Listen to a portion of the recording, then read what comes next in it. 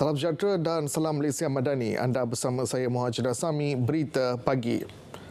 Kerajaan komited memudahkan pertumbuhan industri kenderaan elektrik EV dan penggunaan teknologi hijau yang lebih meluas. Perdana Menteri Datuk Seri Anwar Ibrahim berkata, ini sejajar matlamat kerajaan seperti dibentangkan dalam Belanjawan 2024. Today's event encapsulates our collective determination to embrace change, protect our environment, and build a sustainable future.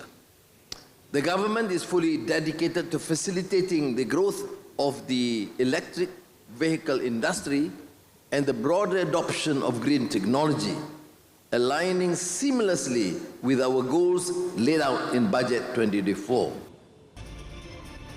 Beliau berkata demikian dalam ucapannya di Majlis Pelancaran Kenderaan Elektrik Westa Maxus MIFA 9. Kerajaan turut memberi komitmen tidak berbelah bagi kepada mobiliti mampan dan teknologi hijau menerusi lanjutan pengecualian duty import untuk pemasangan komponen EV tempatan sehingga Disember 2027. Sebagai pengeluar kedua terbesar minyak sawit dunia, Malaysia komited untuk meningkatkan produktiviti penghasilan produk berkenaan. Kerana itu, Perdana Menteri meminta syarikat-syarikat mega untuk memberi sokongan kepada pekebun kecil sawit persendirian. Ini kerana golongan itu menyumbang 28% daripada jumlah keluasan penghasilan minyak sawit negara. We are proposing the possible synergy of the more established, advanced, successful industry with the smallholders. It has begun by some of the major companies, but I think that would render and assist in, firstly, the economic advancement of this country, but secondly, the welfare of the smallholders. I hope the MPOB and the ministry would seriously consider this, because relying totally on the smallholders and their capacity would certainly be more difficult because of the limitations in terms of research, understanding, and the challenge of the industry. Beliau berucap pada Majlis Perasmian Kongres dan pameran minyak sawit terbesar dunia di Ibu Negara. Dalam perkembangan berkaitan, Malaysia menggesa Kesatuan Eropah mengiktiraf dan menghargai usaha negara-negara pengeluar minyak sawit dalam mematuhi Peraturan Produk Bebas Penebangan Hutan Kesatuan Eropah EUDR. I'm pleased that the new Prime Minister of Thailand, Prime Minister Seta, has given me the assurance that Thailand will come on board to work together with Malaysia and Indonesia and hopefully other countries in presenting our case, particularly to the European Union. Langkah membendung rakyat dari pengaruh keganasan yang boleh mengancam dan merosakkan reputasi negara penting. Ia menerusi pemantauan berterusan terhadap media sosial dan gaming yang beroperasi dan berpotensi menyebarkan propaganda keganasan. Timbalan Perdana Menteri Datuk Seri Dr. Ahmad Zahid Hamidi dalam satu kenyataan berkata ancaman keganasan ditangani melalui tindakan melawan radikalisme. Program kesedaran turut dilaksanakan berdasarkan 3 teras iaitu patriotisme, keagamaan dan langkah pencegahan melalui siaran program di televisyen, penerbitan, siaran radio, media sosial dan ceramah kesedaran. Beliau berkata kerajaan turut mengemaskini maklumat individu dan entiti melalui platform jawatankuasa 1267 yang ditubuhkan di bawah resolusi Majlis Keselamatan PBB. Terdahulu beliau mempengerusikan mesyuarat jawatankuasa peringkat tinggi kawalan keganasan JPTKK. Mesyuarat turut membincangkan perkembangan di Gaza dan sokongan terhadap rakyat Palestin di dalam negara. Projek rintis bagi Agensi Tunggal Sempadan Negara SBA bagi mengawal selia 141 pintu masuk negara dijangka dimulakan tahun depan. Projek bakal diterajuk Kementerian Dalam Negeri KDN bagi memulakan kerja-kerja awal. Sekarang kita ada 2 bulan untuk mempersiapkan semua. Soal struktur, organisasi, soal pejawatan dan soal untuk kita menyegerakan pilot project dulu. Kita ada 141 pintu masuk yang diwartakan di seluruh negara. Jadi sudah tentu kita kena mulakan dulu sejumlah pintu masuk yang akan kita umumkan sebagai pilot project.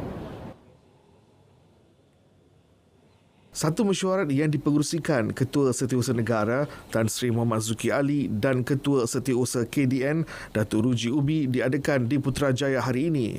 Ia membincangkan pelbagai perkara berhubung pelaksanaan SBA. KDN akan turut mencontohi model penubuhan pasukan Eskom dan Maritim dalam membangunkan projek rintis itu. Polis Raja Malaysia PDRM sedang mengumpul maklumat mengenai sebarang dakwaan membabitkan ejen Mossad di Malaysia berikutan kelantangan Malaysia menyokong Palestin. Ketua Polis Negara Tan Sri Nazaruddin Hussein memberi jaminan isu keselamatan dan ketenteraman awam tidak akan diabaikan.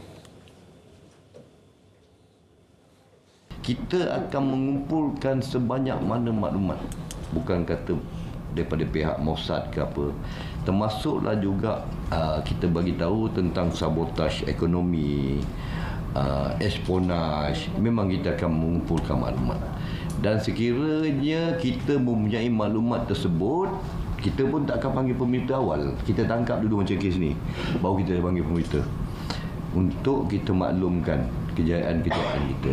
Tetapi sebagai PDRM, memang keselamatan dan ketenteraman awam itu, dan di bawah Seksyen 3 mengumpul maklumat bisikan itu adalah tugas kita. Dalam perkembangan lain, Tan Sri Nazaruddin berkata, tiada keperluan setakat ini untuk menghantar anggota polis ke Palestin bagi misi pengaman. Kalau permintaan itu datangnya daripada kerajaan, yang mana kerajaan pula permintaan itu datangnya daripada United Nations, memang kita akan hantar sebagai pengaman di sana untuk siasatan. Tetapi buat masa inilah, pada saya lah, peringkat saya ini memang tak perlu lagi, disebabkan di sana memang masih berperang.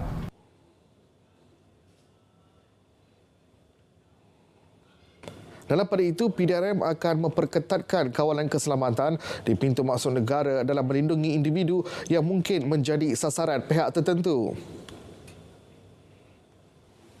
Timbalan Ketua Polis Negara Datuk Seri Ayub Han Maidin Pichai berkata, tindakan susulan akan diambil sekiranya ada cubaan daripada mana-mana pihak untuk melanggar undang-undang negara.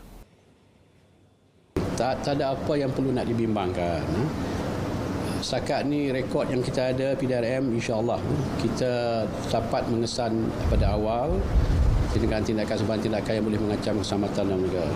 Kalau dulu dalam konteks Jemaah Islamic State dulu, daripada 2013 sampailah dia punya ancaman kemunduran pada 2020, ada 26 cubaan yang untuk melancarkan serangan dia dapat dipatahkan oleh pihak polis sebelum mereka membuat serangan.